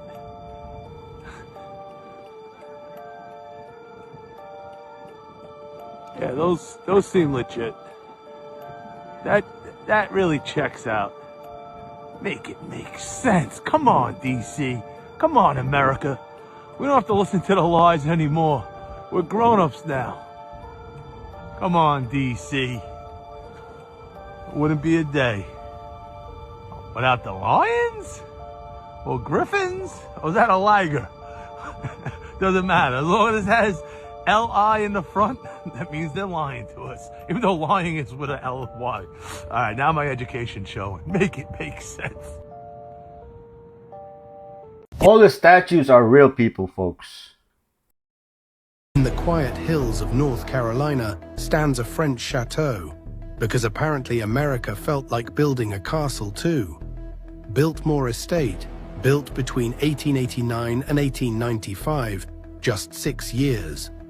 175,000 square feet, 16,258 square meters, 250 rooms, 43 bathrooms, more than many towns had plumbing for at the time. Biltmore House official archives. George Vanderbilt was wealthy, sure, but money doesn't magically create skill, labor, or European craftsmanship in the middle of Appalachia. Bringing limestone, marble, carved wood, artisans, glasswork, steel to a remote mountain area in the 1880s would have been a logistical nightmare. Yet it rises. Perfect, symmetrical, complete. Like it was already there, and someone just turned the lights back on. It's funny, when a story in history doesn't make sense, they always say the same thing. They were just very determined. Advanced civilizations. Regarding the Watchers and the Nephilim and like how Nephilim were made. In ancient Mesopotamia and ancient Canaan, they had this ritual to where they believed the Watchers or the angels would come and they would perform these ceremonies on these certain type of beds. And that's how these Nephilim were produced. The Emperor of Japan still does it. It's crazy. In Japan, there is this thing, it's this ritual, the Daijozai. So anytime an emperor comes into power, what they do is they erect these 2 huts. And in these huts, there's a bed and there's rice, sake, and this tradition has gone on since 600 BC. This actually happened in 2019. This new emperor came into power. But they trace their lineage back to the first emperor of Japan. It's the longest reigning monarch in history. Wow. Oh, wow. But they believe that they are a direct descendant of their sun goddess, Amaterasu. And they believe that she came to Japan and that she conceived a son, and this son gave birth to another son and then another son. And that son, that third son, became the first emperor of Japan. And so this ceremony, Daijosai, is a ceremony that no one knows what happens in there. Only the emperor and the priest that perform it. He goes into this tent and he's supposed to interact with the sun goddess to receive the blessing and the power to rule over Japan. The rumor is there's some weird, creepy stuff that happens because there's a bed in there, and that it mimics almost exactly what they used to do in ancient Mesopotamia and Canaan. And they're still doing it. Yeah. They called it medicine, but what they were really eating was human flesh. The Black News family. And when I first discovered this, I was honestly speechless. Did you know that for centuries, people in Europe were literally eating Egyptian mummies? No way. You heard that right. Crushed human bodies, served as medicine and even as food. It sounds like a nightmare, but this was real history. They called it mumia powder, a strange brown dust made by grinding up ancient mummies, sometimes thousands of years old. It was sold in pharmacies, prescribed for pain, and even sprinkled on meals by the rich. And when the real mummies ran out, merchants didn't stop. They started digging up fresh corpses, often from executed prisoners, and sold them as authentic Egyptian mummy. Can you imagine that? Personally, I still can't believe how far greed can go. But here's what's even darker. This trade in mummies was only a small part of a much bigger crime. Europe didn't just consume Egypt's dead. It consumed its history. Tombs were looted, temples were stripped, entire heritages stolen to fill museums and private collections. In their eyes, Africa wasn't a continent with history. It was a warehouse for their curiosity. And that mindset still echoes today. The same countries that once ate human remains now call other cultures primitive. The same museums that still display stolen African art call themselves civilized. So, who's really barbaric here? It makes you think, doesn't it? Personally, I believe the real act of civilization starts when we give back what we took, and finally show respect to the ancestors we exploited. If this story shook you even half as much as it did me, don't just scroll. Like it if you learned something. Comment what you think should happen to all those stolen artifacts. And share this video, because the world deserves to know the truth they never taught us in school. I'm your brother Vernon, the nationalist. That's crazy, man. I hope that's not true. As a species, this is all the gold we've ever mined. So, valid question, why do people that don't have electricity love this stuff? Well, before science gave us use for it, there was a theory, and it's my favorite theory because it is a curveball. Let's break it down. Our most advanced tech, like neutrino detectors and the James Webb Space Telescope, use gold. Gold reflects infrared almost perfectly. That's what James Webb is, an infrared telescope. Combine that with optical, you have great images. Gold's electrons are so dense it reflects almost everything. When particles or waves try, they almost all get reflected. So you know how plants are green because they absorb red and reflect green? Gold devours the color of the thing that it transmits best, plasma discharge on Earth. Its signal transmission is so clean it can be used for brain implants. Not only because it doesn't rust, which would explain why it's implanted in the heads of mummies, but because bioelectric signals are extremely precise and cannot have any distortion.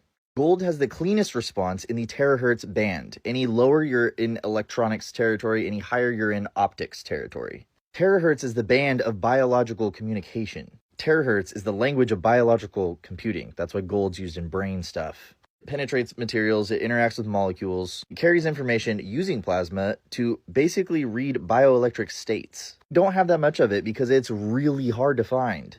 But the Egyptians had over 200 known mines for this stuff. That is a ton of work for a coffin. Whenever humans interacted with higher consciousness, they used gold. Ritual objects were always gold. Hindu temples, gold. Buddhist temples, gold. Great Pyramid, gold cap. Incas, absolutely obsessed with gold. Gold is the only known metal on Earth that is a biological interface, essentially a USB for higher consciousness. Here are all the sources that I used for this video, and if you are new here, Cryptex is where all of these ideas come from by translating ancient mythology into modern language using science. These videos are honestly easy to make because they agree so well if you have the right lens. There is no better time to explore this stuff than right now because my Black Friday sale already started. Once a year, I put all my stuff into a bundle and then I make it 70% off for you. It's an alchemy-themed epiphany party, but it's no party without you. Gold comes from outer space, like asteroids, so it's not a natural element here. The current version of history that we've been told is not only incomplete, it's just wrong. It's just flat out wrong. Whether they were big civilizations in Illinois 10,000 years ago, which there were, by the way. How can we not know that? We sent a man to the moon, and you can't replicate the technology that created, you don't even have a good guess as to how they were built? We don't. We don't even know when they were built. But why would anyone care? For suggesting that our historical timelines were wrong, and there had in fact been advanced civilizations in earlier moments in time, and that they had been eliminated somehow through climactic events, through natural disasters, and that we're not aware of that in any detail. Kind of seems to be true. Well, why don't we know that? And what does it tell us about ourselves and about the past that we don't know? That's what I would think people would ask. But I know that what I learned as a kid is wrong. What do we know about ancient civilizations? Uh-huh. And the answer is like basically nothing. Did you read about Tartaria?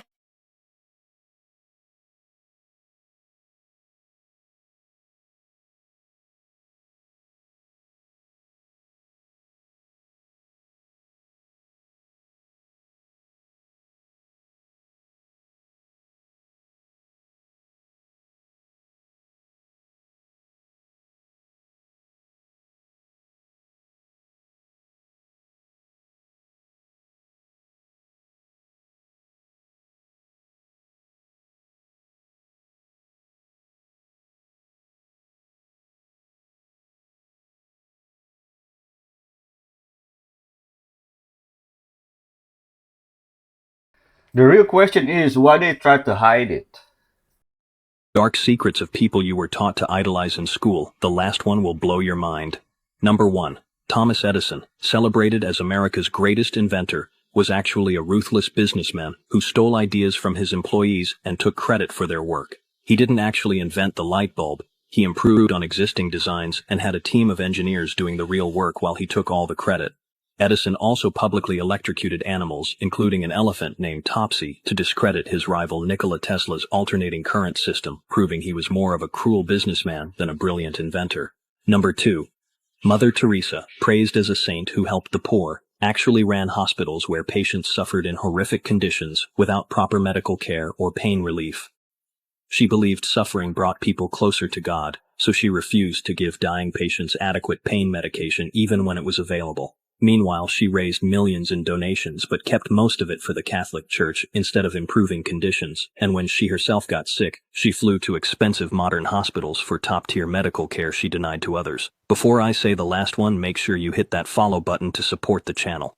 Number 3. Christopher Columbus, taught as a brave explorer who discovered America, was actually a brutal colonizer who enslaved, tortured, and massacred indigenous populations in the Caribbean. He forced native people to mine gold under threat of having their hands cut off if they didn't meet quotas, and his governorship was so violent that even the Spanish crown arrested him and stripped him of his titles. Columbus didn't discover anything. Millions of people already lived here, and his arrival began a genocide that wiped out entire populations, yet American schools celebrate him with a national holiday. I heard Gandhi was bad too. This pyramid at Chichen Itza, the bottom of the stairway, in fact the bottom of all its stairways, on each side there's the head of an enormous serpent. But the balustrade up the side of the stairway is just completely plain. But on the spring equinox, towards sunset, between about 5 o'clock in the evening and 5:45 in the evening, this magical effect occurs. And the shadows of the corner of the pyramid are cast on the balustrade of that stairway, and they create the shadow form of a serpent, of an undulating serpent, which joins with that serpent head. And that only happens on the equinox and not at any other time. So they pinpointed it precisely. They oriented their pyramid precisely so that one part could cast a shadow on another on that special day. Places all over the planet. this guy had a friend who he personally saw do things that were not supposed to be possible. You only see in Marvel movies. Superhuman speed and physically growing in front of him. Background story of it is when he was a kid, he was recruited to work for an entity and he accepted.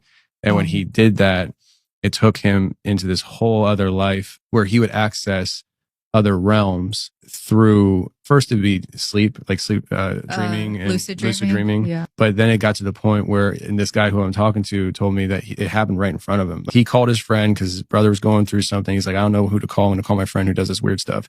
And he shows up and his friend says to him, it's going to get weird right now. I need you to stay calm.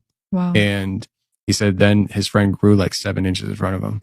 What? And when he was done growing, looked at him and said his friend's name and said, he's not here right now, but he'll be back soon. And he invites this thing into his house. He's like, it looked like him, but it didn't look like him. And then when his friend came back, he shrunk back down. He was exhausted and he walked away and he said, I got to go home and rest. But I say this because I know it sounds like a movie, but I was able to track down people connected to this story who verified this. Yeah. And nobody seems to want to actually come out and talk about it except for this one guy who wasn't directly involved in this big story. And so it's an ongoing thing, I suppose. But I say this because one of the things that I was faced with was like, if this is true, like we're talking about something, recruiting people to work for it. Mm-hmm. And then in the time that I first heard that story, other people were coming to me saying the same thing that I hadn't aired it yet. Like nobody knew that I had this story. Wow. And I was like, what is going on? And I've uncovered, it has to be like at least a dozen of people's stories that haven't all been on the show because they don't want to talk. Like the one guy, I called him and he walked off the factory floor that he was working at night. Within 3 minutes, he's sobbing, maybe 30 seconds, crying his eyes out, scared to tell his wife what he's been through. He cuts it off. And we were supposed to record. And he told me, he's like, listen, since I talked to you, things have been getting really bad and weird. I'm scared. Lose my number. Don't ever talk to me again. Yeah. And so we never talked again. In fact, 7 investigations into Savile were begun, only to be abruptly dropped shortly thereafter. In January of 2013, the same month that Michael Roberts stepped forward with accusations of satanic ritual abuse against Cyril Smith, Express published an article entitled Jimmy Savile was part of a satanic ring.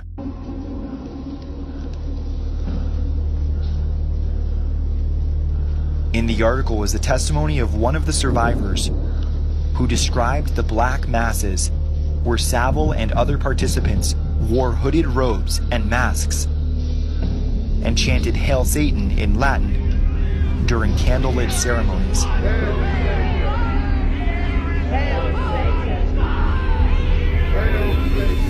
She recognized Savile because of his distinctive voice and the fact that his blonde hair was protruding from the side of the mask. He was not the leader, but he was seen as important because of his fame. Throughout the report, we learned that this whistleblower was not the only one to claim that Savile belonged to a child trafficking ring.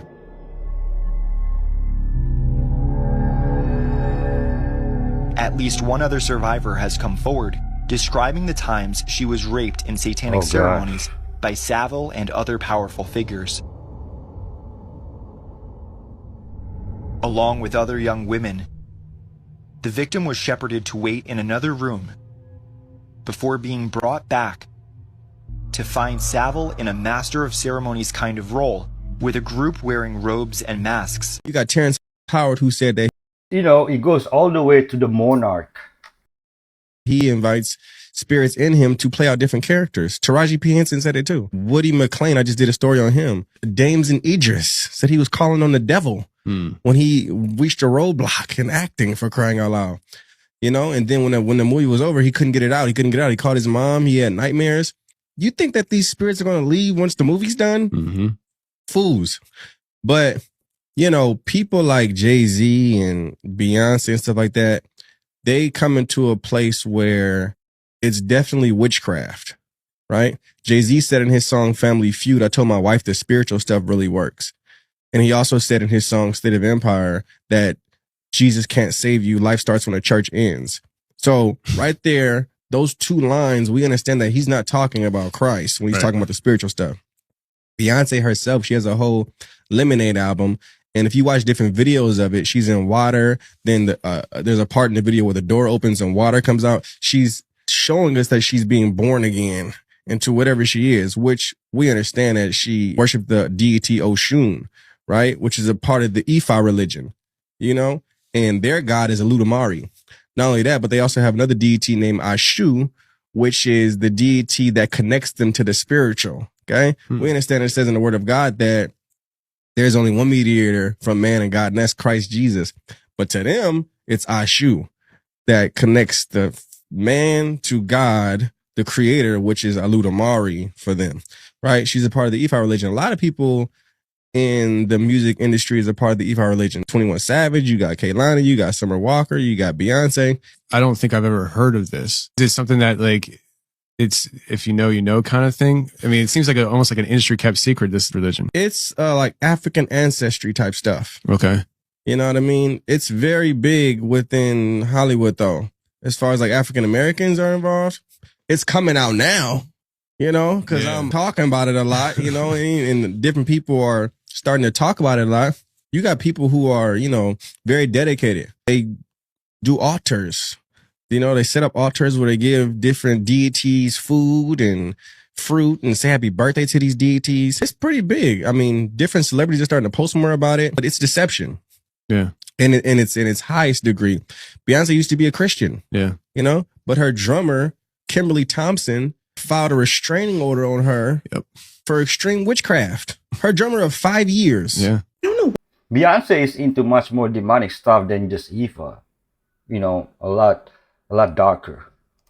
What convinced me to listen to you guys and continue to look up more late, because at this point you guys owe me compensation for how much I'm creeped out. So since I'm creeped out, you're going to be creeped out too, because baby, it's 1 a.m. We are going to be leaving the United States for this, because if y'all thought the lakes in the United States are scary, hold on. We are going to be talking about Lake Baikal. I'm not sure. All I know is that it's in Russia. Can I tell y'all, this lake in Russia had me scratching my head like, ain't no way. Let's talk about it. Did you guys know that Lake Baikal is more than 5,300 feet deep? That's deeper than the Grand Canyon. I'm trying to say that the bottom of that lake has never been seen by man or technology. That is how hard it is to get there. But there is evidence of entire ecosystems, advanced ecosystems at the bottom of that lake. Speaking of advanced ecosystems, y'all already know that on this channel, we talk about how terrifying the ocean is. Literally every single large body of water is creepy. This is why I have thalassophobia at this point. Because why is it the Navy that always has the T? In the 1980s, the Soviet Navy sent out professional divers to see what was going on in that lake. They reported seeing 7 to 9 foot humanoid creatures that swam faster than any of their professional divers and professional technology. Y'all, they sent out divers to go try to capture these things. 3 of them literally exploded on impact. They tried to touch one of these things and they spontaneously combusted. There was a cosmonaut, Vladimir Kovalyonik, I think I'm saying that right, reported seeing massive glowing objects coming out of that lake. Many people have said that they've seen UFOs there. So many people have gone missing around this lake. Like, I'm talking about groups of people vanished. What is with bodies of water and people vanishing around them? Like at this point, I don't know. As always, y'all, make sure you like and follow and comment down below if we should keep this whole lake thing going, because I mean, I'm already losing sleep, so why not? Sumerian tablets are probably one of the oldest form of written record that we have. What we're looking at here is a Sumerian tablet that actually shows the Tree of Life, flanked by divine beings. You can see here the Anunnaki on each side. Holding a tablet that was written thousands of years ago and being able to read what it says, it's an amazing feeling. What if the world's first civilization didn't just invent writing, but used it to shape reality itself? Before he died, Sumerian expert Samuel Noah Kramer uncovered repeating phrases across myths, tax records, and temple logs, and what he found shook him. These weren't just words. They were code. A hidden system linking gods, rulers, and scribes into something far more powerful. His final warning? We've misunderstood it all. And once you see what the ziggurats reveal next, you won't unsee it. Sentences that wouldn't let go. Samuel Noah Kramer had read thousands of Sumerian tablets, everything from lists of grain deliveries and royal decrees to temple hymns and creation myths. Most of it made sense, each line neatly fitting into its category. But then something started to bother him. he began to notice certain phrases popping up where they didn't belong. A line meant for a temple ritual would suddenly appear in a warehouse record. A hymn to a god would resurface in a worker's ration list. These were fragments that refused to stay in their lanes, echoes that followed him from one translation to another. At first, Kramer brushed them off as coincidences or lazy habits of scribes. But as he went deeper, the pattern became impossible to ignore. The same words, numbers, and sentences were appearing across completely different kinds of texts. He began calling them the sentences that wouldn't let go. These lines seemed to cross every boundary between sacred and practical, myth and math, prayer and paperwork. To most scholars, this overlap was meaningless, just a shared vocabulary of an ancient culture. But to Kramer, it hinted at something far greater, a hidden design buried in the world's first writing system. He started tracing these repeating phrases through archives from cities like Ur, Uruk, and Nippur. And there they were again, the same sacred echoes buried in the most ordinary records. One pattern especially caught his attention. Words like raising and purifying appeared in both temple hymns dedicated to Enlil and in administrative texts from the time of King Ur-Nammu, around 2100 years before the Common Era. The same language used in prayers to the gods was also found in records describing the building of the great ziggurat at Ur. It was as if worship and construction shared a single purpose, blending the spiritual and the physical into one grand design. Why would a... Well, I don't even know where to begin with this masterpiece. Are we looking at the use of lasers, 3D printing, sound vibrations manifested into physical form, construction by giants, angels, freaking yetis, all the above? All I can safely say is I don't believe it was built by hammer and chisel. The scaffolding alone that would have been required would have been difficult enough to assemble, let alone the donkey and cart power required to bring the materials. This is one of the largest churches in the world, and the world's largest Gothic cathedral, found in Seville, Spain. Allegedly, work began on it in the early 1400s, with it being completed in the year 1519. They literally don't make them like this anymore, because they're not physically capable, even with electric power tools. But 500 years ago, sure, no problem. What aren't they telling us about the technology available at the time? All the old world Tartarian hallmarks are here, the giant doors, the window frame shaped in a somatic pattern, the energy spires on the roof, the sacred geometry, the mind-boggling attention to detail. Let police see a van, here to arrest me for knowing too much. Just another day at the office here at Tartarian Red Pill. And those sculptures are so lifelike, they look more human than human. But remember, we're told they were just better craftsmen back then, because they didn't have Netflix. So scientific. Apparently a mosque stood here before this cathedral, which was demolished and replaced. And time to move away from the police here. But perhaps this is just way older than they want us to know. They say it was constructed to show off the city's wealth. But I think there was a lot more than showing off going on here. I think it was built with a real purpose. For instance, this tower could have been receiving atmospheric energy and supplying the entire city with power, which would actually justify the time and effort put into constructing this thing. Oh, and look, here comes the horse and buggy. Congrats on building this thing, lads. A job well done. But if you do actually believe the official historical narrative, well, I'll have some of what you're smoking. We have been dumbed down over time, folks.